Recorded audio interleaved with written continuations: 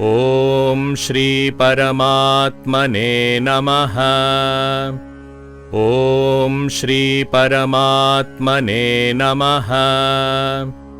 अथ द्वादशोऽध्यायः।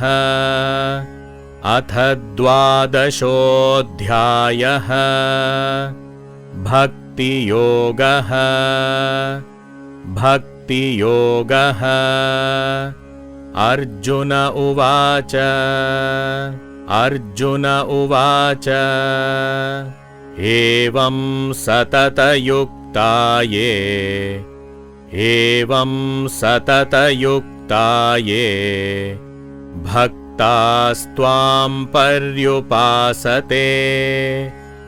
भक्तास्त्वां पर्युपासते। ये चाप्यक्षरमव्यक्तं। ये चाप्यक्षरमव्यक्तं तेषां के योगवित्तमाः। तेषां के योगवित्तमाः। श्रीभगवानुवाच।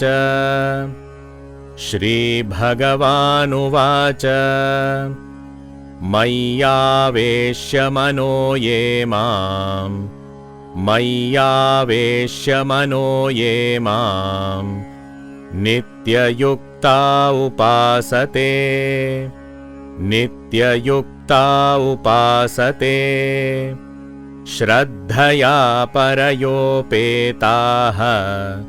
श्रद्धया परयोपेताः ते मे युक्ततमा मताः। ते मे युक्ततमा-मताः। ये त्वक्षरमनिर्देश्यम्। ये त्वक्षरमनिर्देश्यम् अव्यक्तं पर्युपासते। अव्यक्तं पर्युपासते। सर्वत्र गमचिन्त्यं च। सर्वत्र गमचिन्त्यं च कूटस्थमचलं ध्रुवम्। कूटस्थमचलं ध्रुवम् सन्नियम्येन्द्रियग्रामम्। सन्नियम्येन्द्रियग्रामम् सर्वत्र समबुद्धयः। सर्वत्र समबुद्धयः ते प्राप्नुवन्ति मामेव। ते प्राप्नुवन्ति मामेव। सर्वभूतहिते रताः।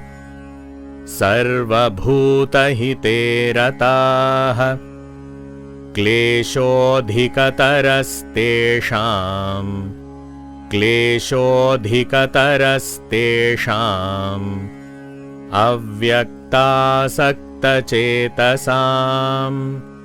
अव्यक्तासक्तचेतसाम् अव्यक्ता हि गतिर्दुःखम्। अव्यक्ता हि गतिर्दुःखम् देहवद्भिरवाप्यते।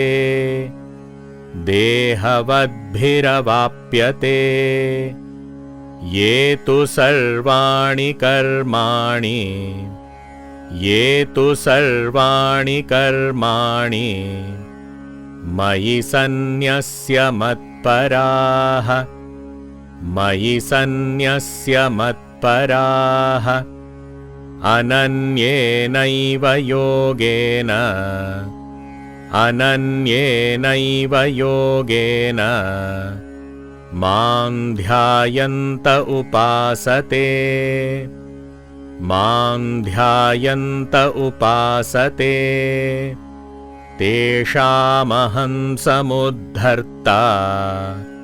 तेषामहं समुद्धर्ता मृत्युसंसारसागरात्। मृत्युसंसारसागरात् भवामि न चिरात् पार्थ। भवामि न चिरात् पार्थ मय्यावेशितचेतसाम् मय्यावेशितचेतसाम् मय्येव मन आधत्स्व मय्येव मन आधत्स्व मयि बुद्धिं निवेश